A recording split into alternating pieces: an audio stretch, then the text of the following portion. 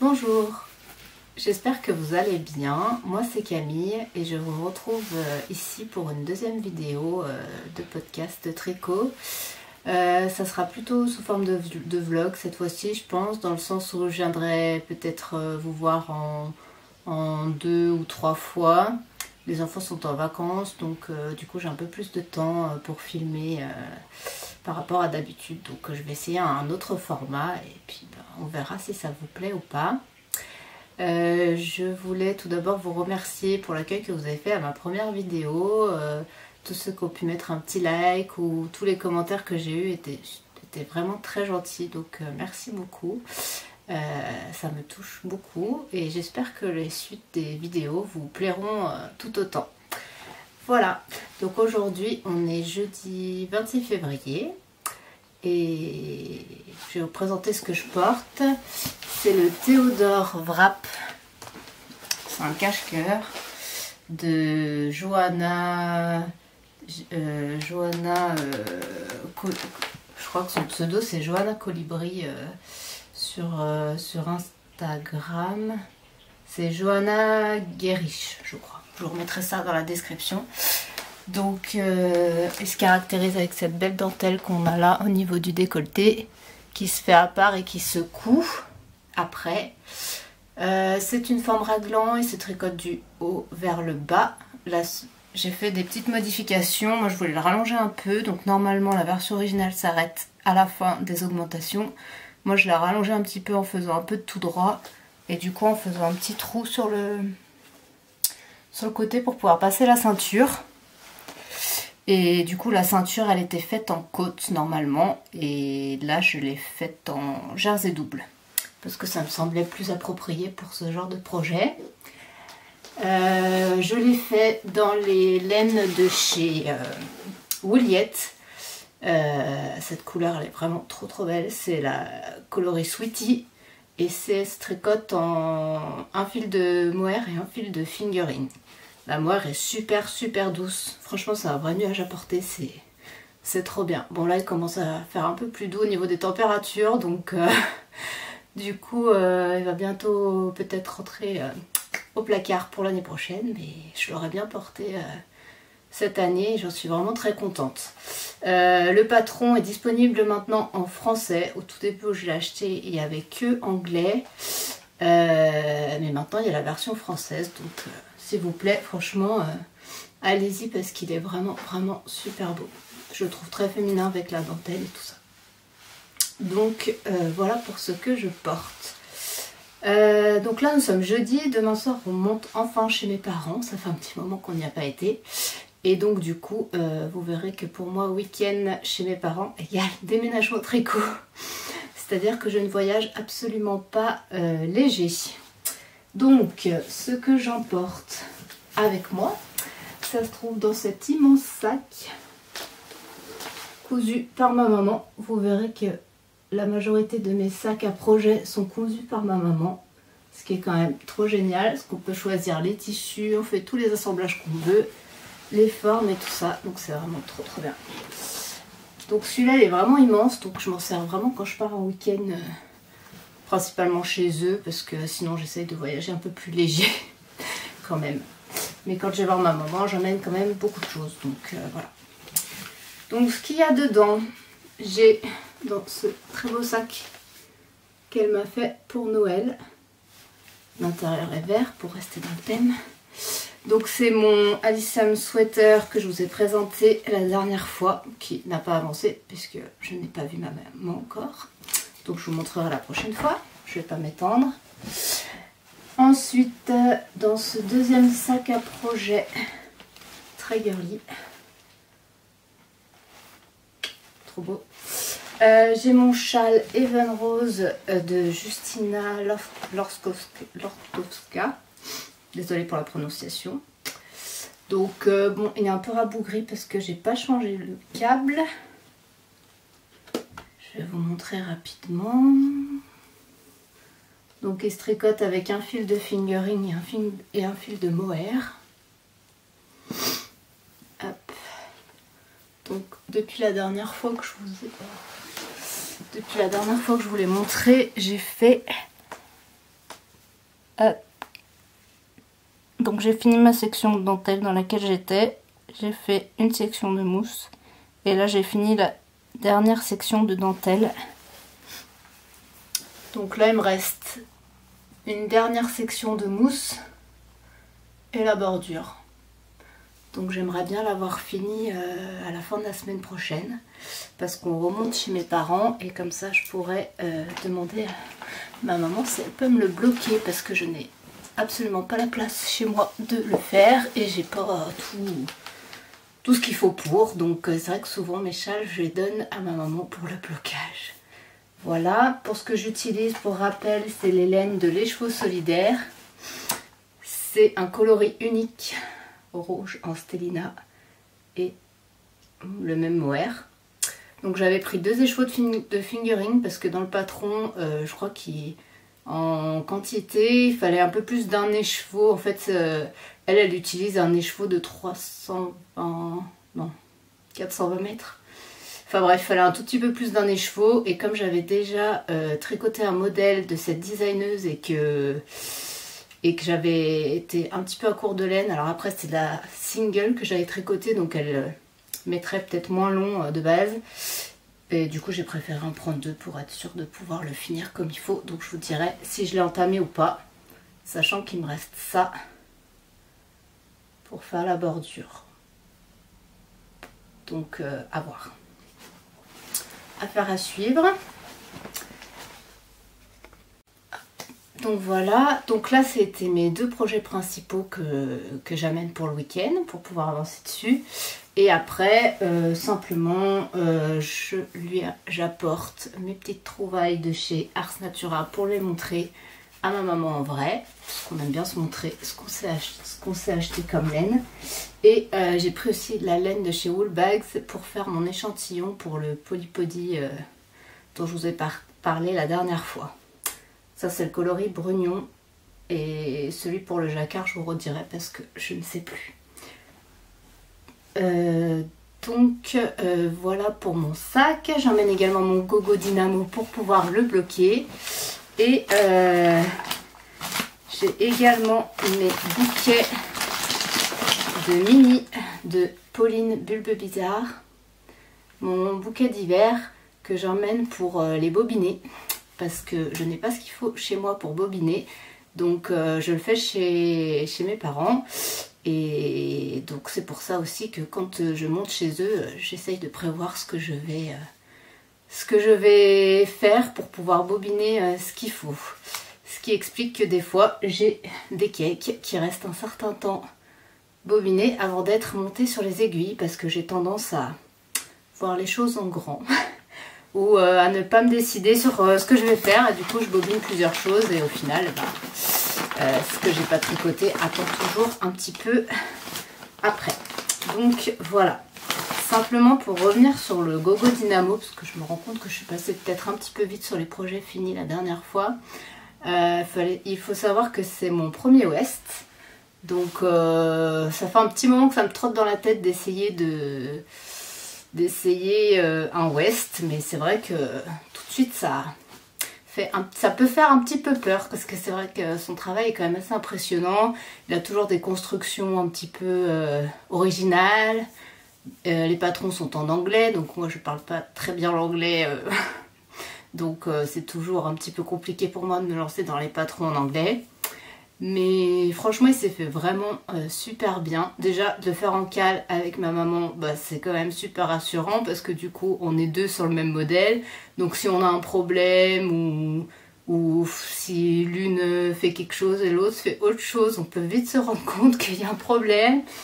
Enfin voilà, c'est quand même rassurant de faire à plusieurs quand c'est des projets comme ça qu'on appréhende un peu. Je trouve que du coup ça passe quand même beaucoup mieux. Et puis en fait c'est un projet super addictif, c'est-à-dire qu'on l'a monté le 26 décembre je crois.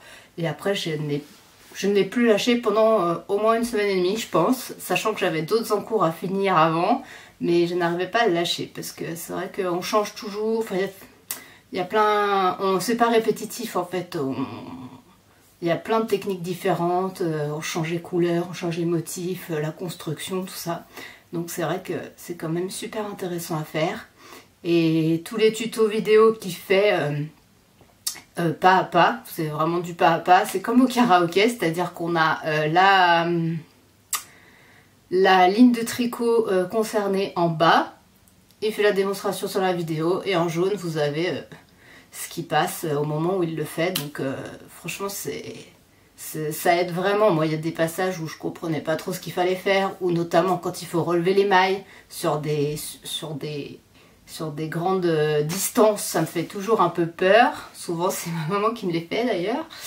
Mais là en fait, vu comme il nous explique tout, il nous dit qu'il faut relever tant de mailles sur telle partie, enfin on peut pas se tromper, et du coup c'est vrai que c'est un vrai plaisir de tricoter ces modèles. Donc je pense qu'il y en aura d'autres. On en a notamment noté 2 qu'on aimerait bien faire et dont j'ai les combos. Le Glittering et le Glow Hair Frost qu'il a sorti cet hiver là. Donc j'ai mes 2 combos pour ces 2 modèles que j'aime beaucoup. Donc ils vont certainement monter sur mes aiguilles à un moment donné. Peut-être pas tout de suite, parce que là en arrivant sur les beaux jours, c'est vrai que tricoter des immenses châles, c'est peut-être pas forcément la période, mais peut-être autour de l'hiver, je sais pas, on verra. Donc voilà pour le Gogo Dynamo. Ensuite, pour l'avancée de la marinière, pour ma fille, donc c'est un modèle fil d'art que je tricote en mérinos de chez Fil d'Art. Marinière classique, simplement, je vous avais pas montré la dernière fois la photo, donc il y a un petit col à volant comme ça, et les manches, il y a des petits volants sur les manches. Donc c'est le pull vanille. Normalement il se tricote à plat de bas en haut. Moi simplement pour éviter les 2 coutures du côté, j'ai fait en rond la partie du corps pour gagner un peu de temps après, et puis parce que c'est plus simple de tricoter en rond qu'en aller-retour. Donc voilà. Et je sais plus où j'en étais quand je vous l'avais montré, mais j'ai dû faire 2-3 rayures de plus. Donc là je devrais bientôt arriver à la séparation des manches, étant donné que je fais une taille 6 ans.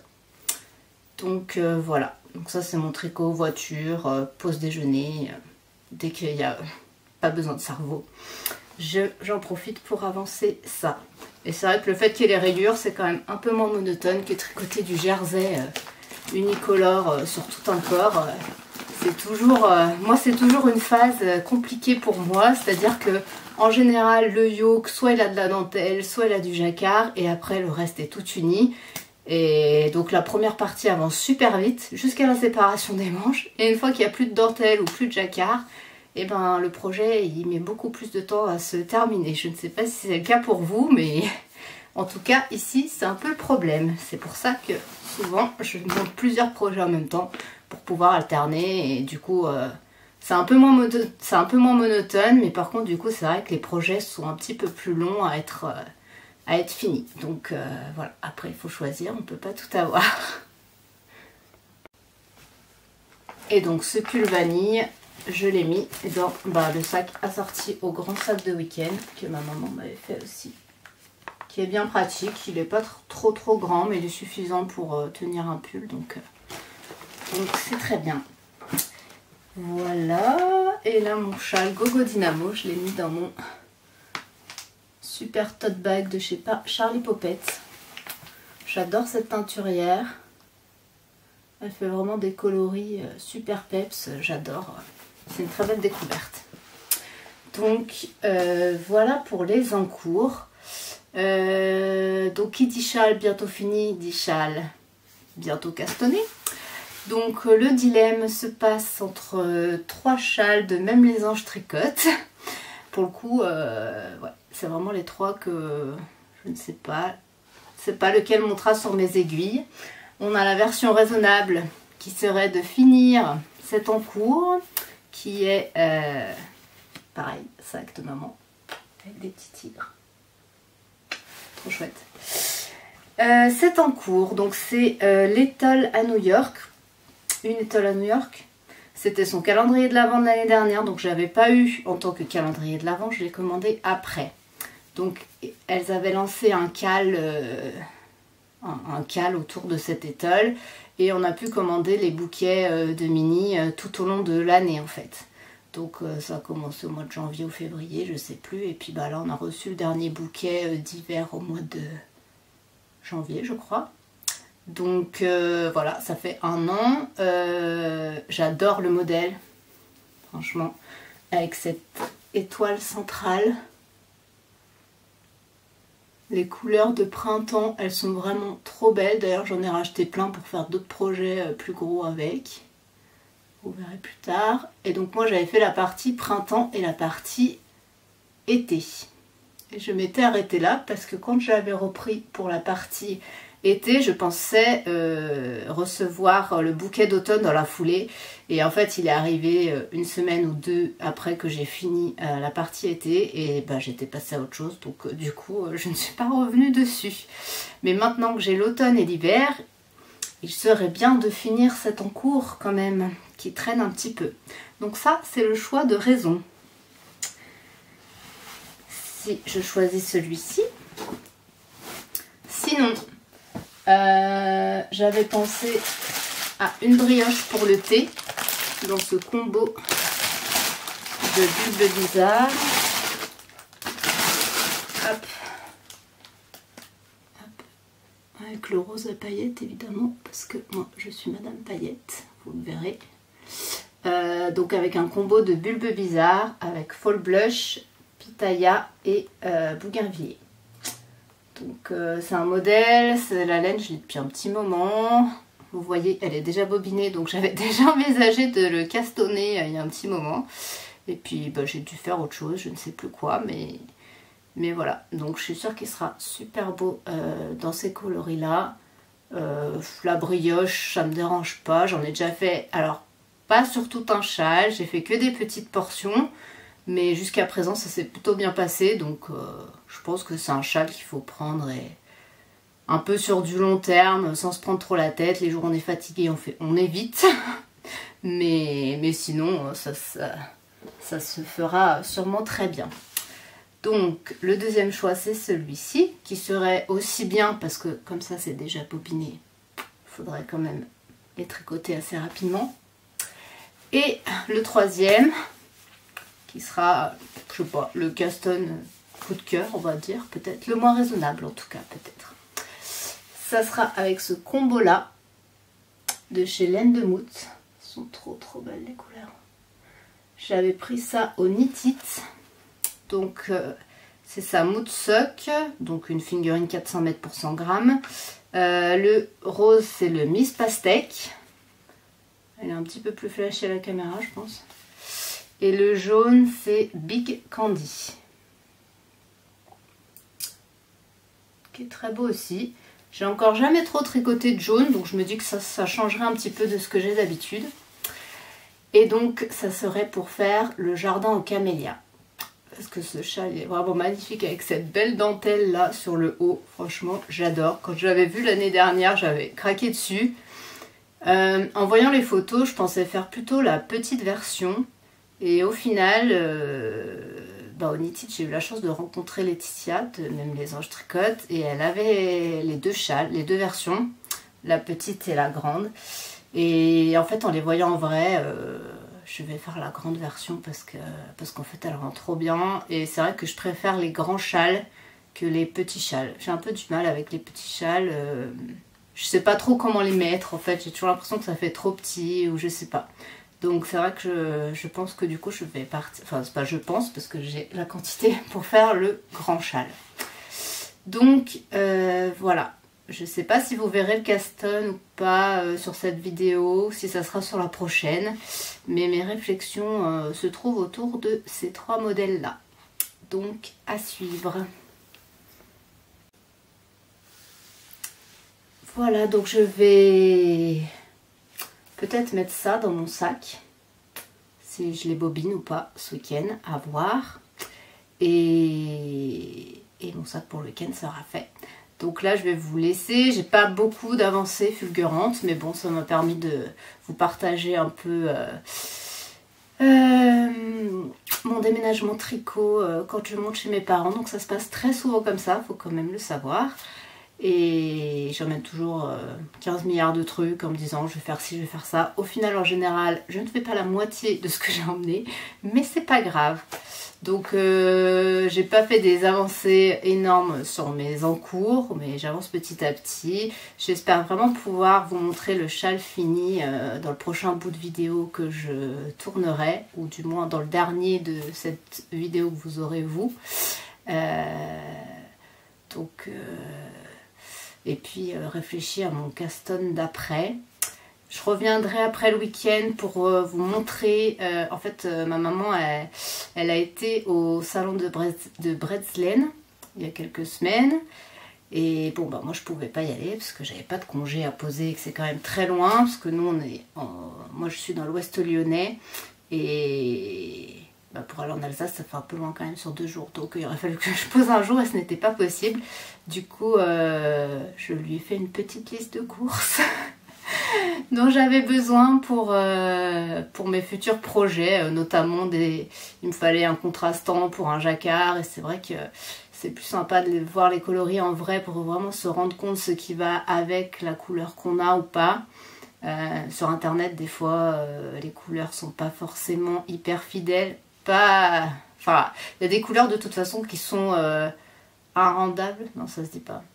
Qu'on n'arrive pas à faire rendre en photo quoi qu'on fasse, notamment des verts, des bleus verts, là, ces couleurs là sont hyper dures à faire rendre par rapport à comment elles sont en réalité, donc c'est toujours mieux de voir en vrai. Après j'ai pas eu l'expérience du coup de discuter avec les teinturières et tout ça, mais bon voilà, donc je vous montrerai tout ce que je vais commander et qu'elle a pu me ramener. Donc voilà, donc pour aujourd'hui je vais vous laisser et puis bah, je vous dis à tout de suite pour vous et à dans quelques jours pour moi. Bye. Bonjour, alors aujourd'hui on est dimanche 2 mars et je n'avais pas prévu de revenir vers vous aussitôt, mais voilà, il s'avère que j'ai tout juste fini mon châle, donc je voulais vous le montrer. Je porte, bon là c'est ma tête du dimanche à la campagne, hein, n'est-ce pas? Donc je porte mon gilet rosa de Long avec Anna qui se caractérise avec cette dentelle, ce petit motif au niveau des raglans. Je l'ai mis avec des boutons pailletés de chez Liz Taylor et la laine c'est du Arcoiris Yarn coloris Prudence en Stellina. J'aime beaucoup ce modèle. Après normalement le modèle de base je crois est fait en laine sport ou DK et moi j'ai voulu le faire en fingering, donc j'ai adapté un peu la taille pour avoir l'échantillon. Donc il est pas mal pour la mi-saison, mais je peux pas mettre je peux rien mettre dessous au niveau des manches parce qu'elles sont quand même bien ajustées. Mais c'est un petit gilet très pratique, assez simple mais qui passe bien. J'aime beaucoup ce petit motif, j'avais déjà fait en pull et du coup bah, je l'ai refait en gilet. Donc voilà. Donc là je reviens vers vous, je viens tout juste de finir mon châle, ça y est. Il n'est pas bloqué, hein, il vient juste de tomber de mes aiguilles, mais du coup je voulais vous le montrer. Donc on se rendra mieux compte une fois bloqué. Mais voilà, avec la petite bordure en picot. Et cette belle dentelle qui fait des petites feuilles. J'adore. Donc il est quand même déjà assez grand. Après la forme non bloquée, c'est pas tout à fait ça, mais on verra. Je vous remontrerai après qu'il est quand même déjà assez grand. Donc voilà ce que ça donne. Je suis trop contente de l'avoir fini. Je vais pouvoir passer à un autre projet. Et puis voilà. Donc j'ai bien entamé mon deuxième écheveau de fingering, hein, effectivement. Mais après ça peut peut-être passer si vous faites pas les quelques rangs là. Que vous faites directement la bordure en picot après le mousse en mohair. Ça peut peut-être passer avec juste un écheveau de fingering et un écheveau de mohair. Donc après, voilà, ça vous évite d'acheter un autre écheveau juste pour quelques grammes d'utiliser.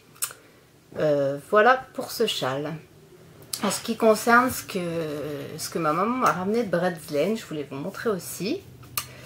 Donc tout d'abord, il y avait ce magnifique combo de verre. J'en profite qu'en plus il fait beau, donc la luminosité, elle est plutôt cool. J'adore. J'adore vraiment ces couleurs. Je sais pas ce que je vais faire avec, certainement un châle, mais quel modèle, je ne sais pas encore. Donc c'est les laines de Célène dans sa base Fingering, 100% mérino.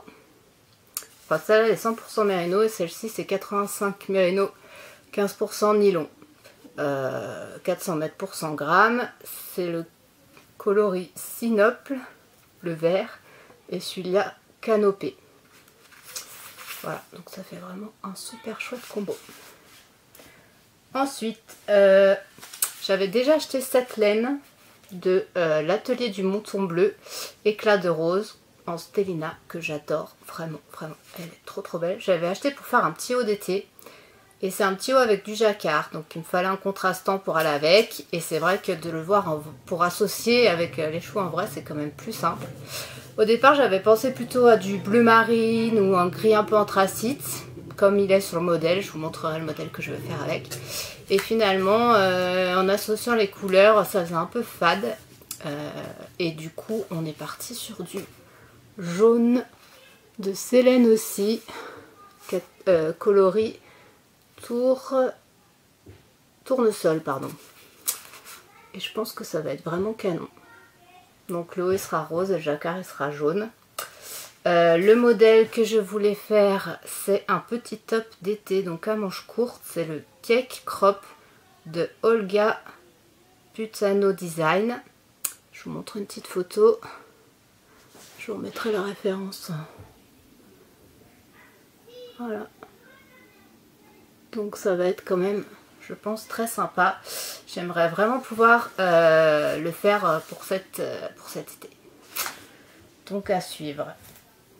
Et puis après, je lui avais demandé, parce que je voulais me faire un petit cardigan de cette couleur de Along avec Anna. Je vous en reparlerai en temps voulu.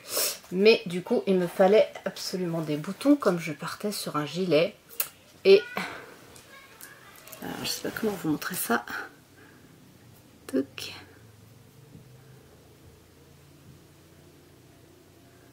Voilà.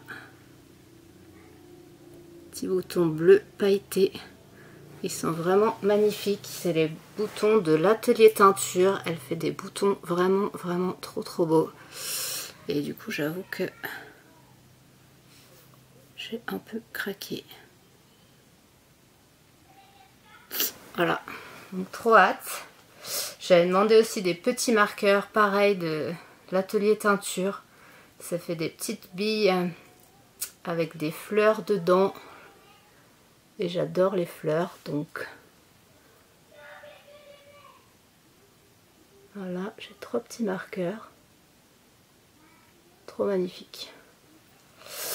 Donc voilà, et elle m'a ramené 2 petits cadeaux. Je la remercie parce qu'ils sont vraiment trop beaux.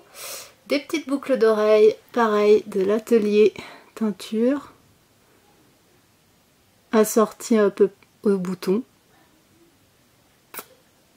Elles sont trop belles, petites créoles. Et des petits marqueurs de Tessa Collection, trop choupi. Des petits cœurs. Et des petits nuages. Donc voilà. Pour les achats de Breslen. Donc j'ai hâte de pouvoir mettre ça sur mes aiguilles et de pouvoir vous en dire plus après. Donc je vais pouvoir me remettre sur le Alyssum Sweater. Je pense que là je vais pouvoir faire la séparation des manches et puis bah, je reviendrai vous montrer l'avancée sur ce pull.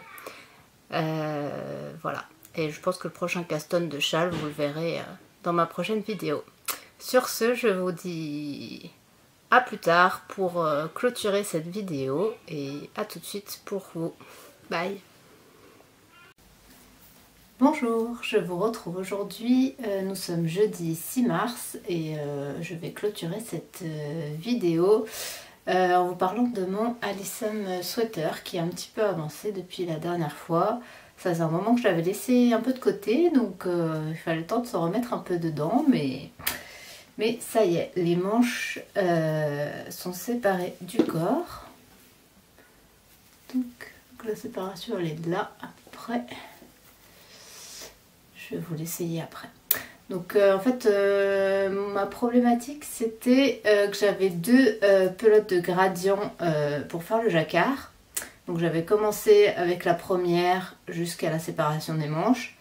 Et je ne savais pas comment faire pour avoir à peu près le même dégradé sur le reste du corps que sur les manches.